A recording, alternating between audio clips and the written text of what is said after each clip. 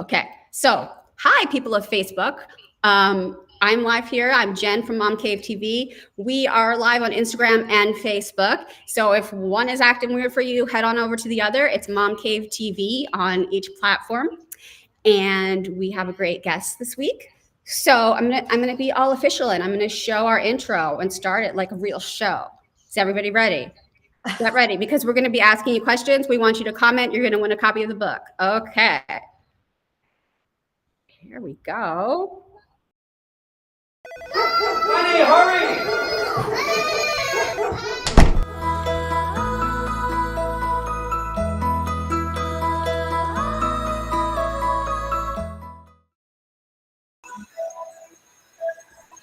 Hello.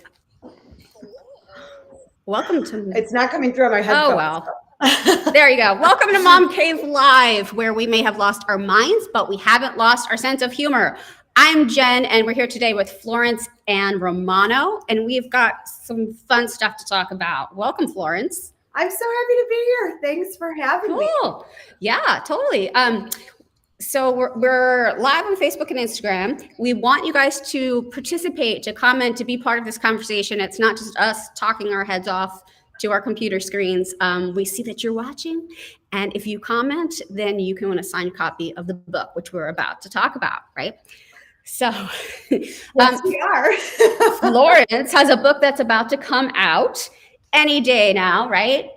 February 21st. I dream about it at night. I get nervous. I wake up in the morning. I'm like, is it February? Is it the 20th? Oh, It's almost February. So the book is called Build Your Village. We all know the saying, you know, it takes a village to raise a child. Sometimes it's really, really hard to find that village. I feel like I'm wandering the earth being like, where is this village? Where are these people? Because some of the villages I've wandered into haven't worked out or don't make me feel as welcome. You got to find your village. So that's what we're going to talk about today. Right. Yeah, Florence, tell us a little bit about the book, how it came about and everything. Well, I'm holding it next to me because honestly, not even just because we're doing this live, but because it's like always sitting here in my chair with me. So it's like another baby. You've birthed another baby. I mean, this is the galley copy. So everyone understands this is the advanced copy that like press gets and all that. And what's funny is this copy that the press got, I even did another edit after this. So the book that's coming out on February 21st, there's, some variations to it. But the reason why, honestly, I wrote it was during COVID, I was looking at what was the common denominator for all of us going through it. And all of us knew on a global level what it felt like to lose our community, to lose our village, to lose our people. And it started me thinking about that concept of village, and also beyond just the idea that it takes a village to raise a child, that is also important for people who don't have children. Just because you have children, your reward is not a village. Right. You should be able to have a community and people. Everybody needs a village. Exactly. And so I thought about how I wanted to construct this village. And I hear, like you just said, what are the directions to the village? What's the phone number you call? Do these people just show up at your front door, like ready to help you? And the truth is you are the solution, but there are tools you can apply to help you build that village. So I created 6 villagers that you relate to, and that you also think, okay, I want these people to be in my village, but also I identify as one of these or 3 of these or 4 of these in someone else's village too. Right. Because a village is a two-way street. Like friendships are a two-way street, right? Right. Exactly. Totally. Exactly. Yeah, we have some comments. Java's saying, good morning. So before COVID, when we're all out and about and we're living our lives, like I feel like we were all very busy with many things, but sometimes your village just happens to be like what you're accidentally busy with, right? Sure. Yeah, that's a good way of putting it. So, if your kids go to a school and the school has a lot of events and there are things you're doing, or if my kids in Little League, like the whole baseball season, that's all, you're only at the thing. So that becomes your village for that season. Right. Sure. but it might not be the right village. So how do you seek out and find the people that are going to be like simpatico with you?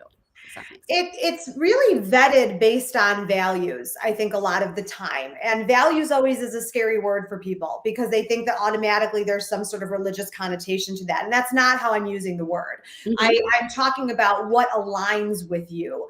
And what you're talking about in terms of those kind of built-in villages, that is an important part of building the village, though, because think about it this way. When you're younger, you're in school, you're surrounded by lots of people, lots of, different possibilities for friendships. And as you grow up, grammar school, all that, college, grad school, whatever it is, you're not in an environment where it's built in anymore. But then you have children like yourself and you're part of a school system. And then there are your children's friends and you become friends with those parents.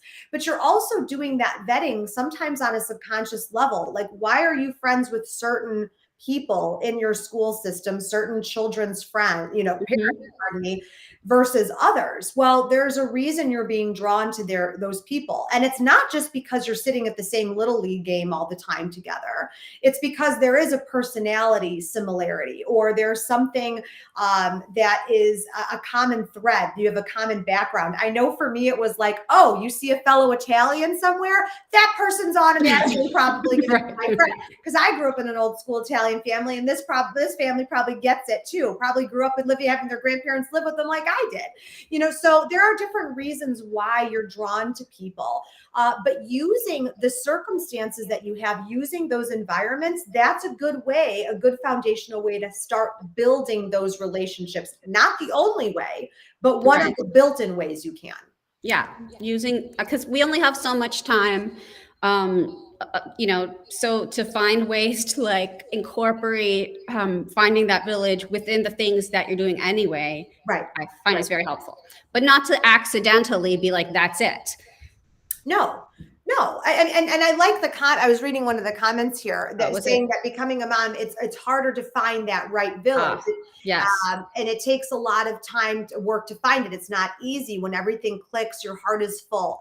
So what I want to comment on that is that it's not about the quantity. I think that's also the secret sauce here too, is, finding that village is not about having a social calendar that is completely full. I'm going to be totally honest with you guys. Some of the loneliest people I've ever met in my life are the busiest people I've ever met. They're constantly doing things. They have people around them all the time, but they're not genuinely or sincerely fulfilled. So just because you have a ton of people in your life does not mean they're the right people. So that's not going to help you either in terms of your village, because they're supposed to fill up your cup, not deplete it. Right. And that I can understand why people are struggling with that in terms of finding the right village, the right people. Totally. We want to hear from everybody. So comment and tell us. Here's our first question. How did you meet your best mom friend? Do you have a story about this, Florence? Well, I mean, I would have to say that one of the best relationships I forged, and one of my best friends, and this is an example of what happens when I have a chapter in my book is talking about when the village burns down. And the village burns down for a lot of different reasons. Yes. There was a friend of mine that is now one of my best friends, like my soul sister. She and I became friends because of a mutual friend that she and I are no longer friends with. And if it wasn't for that friend, she and I would never have the relationship we have today. And she's honestly my North Star. In so many ways in my life, has taught me endless lessons, continues to a rock star mom, also very authentic and genuine, down to earth, all of those things. But I think about how she and I became friends, and it was because of a person that is no longer in my village. Right.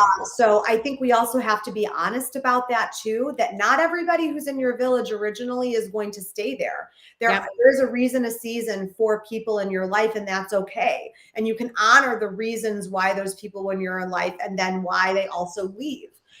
So that to me is one of probably the most profound relationships that I have, that began from a relationship that I never see ending necessarily. Yeah, that's a good point. I've struggled with that where I feel like it's a failure if a relationship ends. And then, I try to focus on, well, what the good that the relationship was in that time. Mm-hmm. Um, Mm-hmm. I've got a comment from Jessica saying she's still looking for this magical village. Um, I have a book for you, Jessica. He has a book. In fact, let me see if I can send the link to the book to the comments so everyone can see it. Okay. So you can pre-order it right now, everyone. In case you're curious, you can pre-order it anywhere kind of books are sold, and hopefully it will show up at your doorstep right away. Lickety split. There is an audio version There we go. that will be coming up, and I do narrate it. So that was fun. Oh, an audio version. That's very cool. That sounds fun. I would love to do that. I remember when I first became a parent that a lot of it was like feeling like the one that didn't know what she was doing yet, or feeling like this judgment of like, these people they're momming and they're momming well, and it looks like they're momming well, and and then I don't know what I'm doing, so how do I approach these people without just basically feeling stupid? And I realized, I kept thinking that people were judgmental, that when other moms saw the new mom, that they were judging her like, is she a good mom? But now, as a seasoned mom myself, I like to call it seasoned, not old. As a seasoned mom, I realize what I'm usually thinking is that new person as bad a mom as me? Like, like, is that person right? Is the bar, is that person struggling too? Does that person acknowledge that they don't have the answers? Is that a person I can hang out with and we can just like laugh about it and be okay about it and don't have to pretend? That's the person that I want to be in my village. But you know what? You're making an interesting point about something. No one wants to look at social media or just in real life and think that everyone has it together all the time and it's this magical, beautiful fairy tale world. This authenticity is a big word that we're throwing around a lot.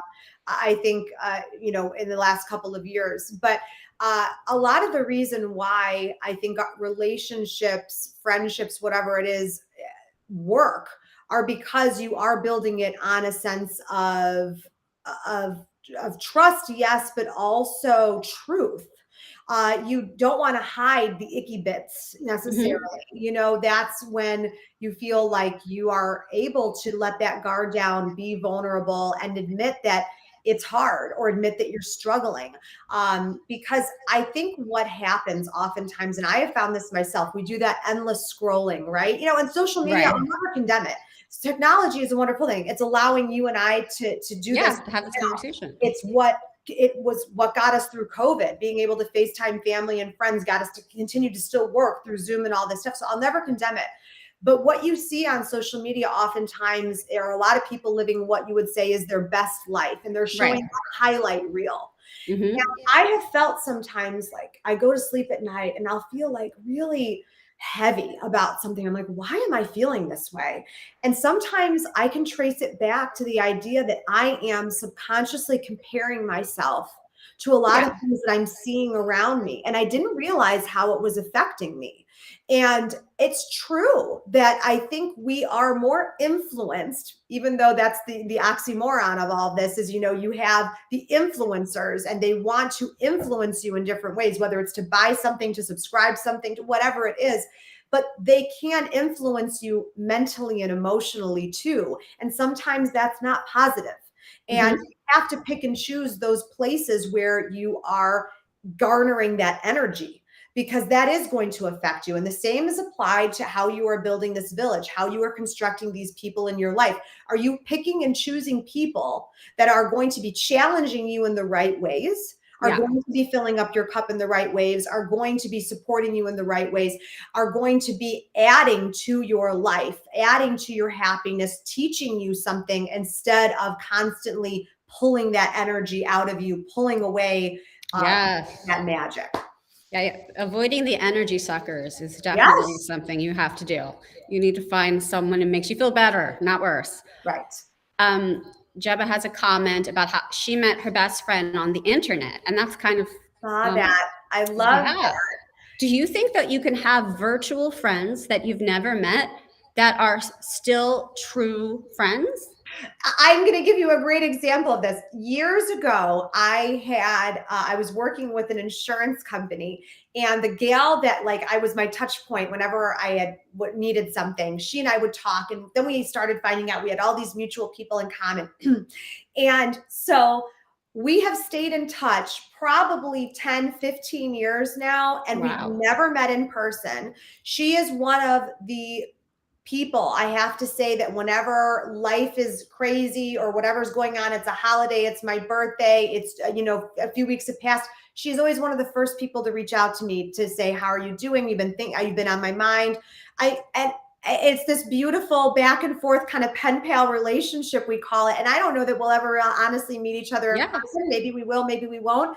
But she is a person that I consider a very special gem in my village because she has made such an effort to be a part of my life in this virtual way. So I absolutely think you can have people that are a part of your life in a virtual way that are a significant part of your village. And it depends also too on you, the reciprocation you also have to put into that relationship. It can't just be one-sided. It wouldn't be fair if she was the only one reaching out to me and putting in that effort. That would not be a fair relationship to her, but I certainly think you can have that virtual friendship. I agree. I think that that's sort of what I based MomCave on when we started it. That you could have this sort of virtual group of people that you could talk to, and you can have an online village, I think. You're a great example of that right now. Look at the comments. I mean, the people joining on saying that this is all resonating with them. This is all something everyone is struggling with. Even one of my best friends moved to Texas, and if she's watching, I'm still upset about it. Okay, I'm still mad. You're in trouble, best friend. Here, you should have stayed in Chicago. Still mad that she left me, and so, but that's an example of someone who was a part of my life in a very specific way. In real life, in person, I was a part of her kids' lives, all that. And now, she comes back to visit and I see her, but she's not far away. But does that mean that she's not going to be one of my best friends anymore? Does that mean she and I are not going to still count on each other and still support each other and still live life together? Right. That's not going to change for me. But again, it takes work. It's definitely not as built in as it was before because we can't get together and have lunch or coffee or with each other all the time. So again, you have to honor the stage of life that you are in, that other people are in, the changes that happen in your life too, and figure out if the relationship is important to you, how you are going to make it work. Right. And that's an example of someone who has a profound place in my life that now we have to change how we operate that friendship. Yeah. And we're all so busy right now in the stage of life we are. Most everyone here has smallish children, or, you're working, you've got the kids and all their stuff. You don't have to make like this huge effort that is like pushing a boulder up the hill to keep some of these friendships alive. Like it's the littlest thing, like literally sending a meme, text a meme to your friend that made you think of them and they laugh. And that's just like this touch point in the middle of the day that nurtures the friendship.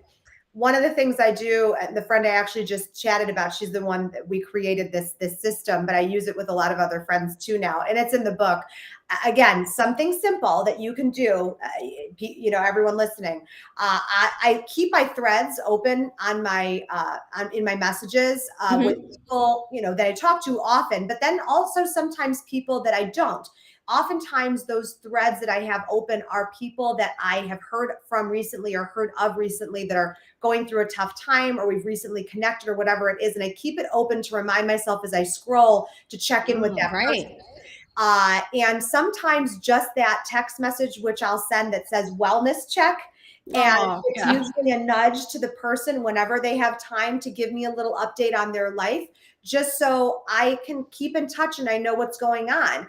And so I recommend that also to people too. It's a low lift way of being able to connect with someone and also making someone feel like they're remembered. And that might be enough. That might be enough that day to reach out to that person to to help them get through whatever it is that they're going through. And you never know how it's going to maybe charge a person up, or just maybe calm that anxiety, or just maybe help with maybe a place that they're struggling mentally or emotionally. It's very important to remember that it's not enormous gestures. It usually is something as small as that to make someone feel like they've been seen. Yeah. And if the person that you're contacting, if you know they're going through a really tough time, they're going through a divorce, or they lost someone recently or something, I find it sometimes good to do to check in and say, hey, I'm just saying hello and I'm thinking of you. No need to answer this. Like, right. No need to answer. Right. Don't ask for anything back from them, because maybe they're being flooded with, sympathy cards or something, and they feel that gives them more stress that they have to get back to people. So if you can just free people of that sometimes and be like, you don't have to answer. Don't go out of your way. I'm just saying, hey, I love you. I'm thinking of you. It's even moms who are going through postpartum. That's also a very difficult time to navigate too. And I feel like, I've had different friends go through different levels of that, should you say, of the baby blues or whatever it might be. And it's not always about having to physically be there with the person. I know something for me that I love about technology is that you can send meals to people no matter where they are in the country, and that's something that I've always made sure is something that I offer or do for people when they've had a baby or they're sick or they're going through something. Just texting them and saying, listen, I want to send dinner tonight. If you're craving something specific, tell me. If there's an allergy in the family, tell me, whatever it is. And you send that food. And that's a way for you to make sure that you are present for them, but also it's not in an intrusive way either. You're not showing up there with a casserole and saying, now you have to entertain me and I get to see what your house looks like while I'm going through this tragedy. No one, wants that necessarily. And some people do. Some people want to be surrounded by people during tragedy or things like that. And maybe that's the appropriate time, but you can source out what's the right thing to do. But again, if you're looking for ways that you can be present and show your concern and your love for people, there are ways to do that without it being intrusive, without it breaking the bank for you, without it being, writing a check for thousands and thousands of dollars to help someone through a rough time in their life. It's just about showing up. That's all it is, showing up. So true. Just about showing up. So Florence, tell everybody, I put the link to the book in the comments, but can you tell everyone all the myriad of places they can find this book? Anywhere books are sold. I don't like to pit the booksellers against each other, but this is also a really great thing to do. You could just go right to my website, florenceann.com. And you can pre-order it there as well. I have it listed kind of where all the books are sold, but going to my website is probably the easiest thing to do. And then the audiobook, I found out, sometimes it comes out a couple weeks after the book, but I think it's going to, fingers crossed, come out now in sync with the book, cool. February 21st, which is great. And I just wanted to say I hope I'm saying your name right, Janice. Yes. You had two cousins who just had babies last night. You try to check in with both of them because they're both brand new to motherhood. And I love that. See, you have experience that you can give, you can offer. And I'll tell you what, that is huge, that you can be there during that, maybe 2 a.m. feeding where you're like, I don't know if this is normal. And then you can be there to, maybe answer that call, answer that text message. But in terms of the book, sorry, I just wanted to mention that. No worries. That's great. A great example of Village right there. And like I said, you can go to my website. Also, if you follow me, on Instagram, if you go there, or Facebook, I also answer every DM. So if you get in touch with me about anything specifically that you're going through regarding Village, I'm happy to be there to help you through it. Just like we're talking about virtual Village, I'm there to do that for you. Just like a friend that may live in a different state, think of me the same way. How awesome is that, everybody? Thank you so much for talking with us. We will have this up and people can continue to comment, and we're going to pick somebody from the comments to win a signed copy. So that's exciting. Find MomCave on all the places. We now have MomCave apps. So you can watch Mom Cave on Roku, Amazon Fire, Apple TV, and Android TV. That's awesome. Besides Oh on my the internet. So go check that out, everybody. Thank you so much, Florence, and good luck with the book launch. Thank you. Here's to being each other's village. Thank you. Thank you. Happy Have a for good the friendship. one. Thank you. Bye.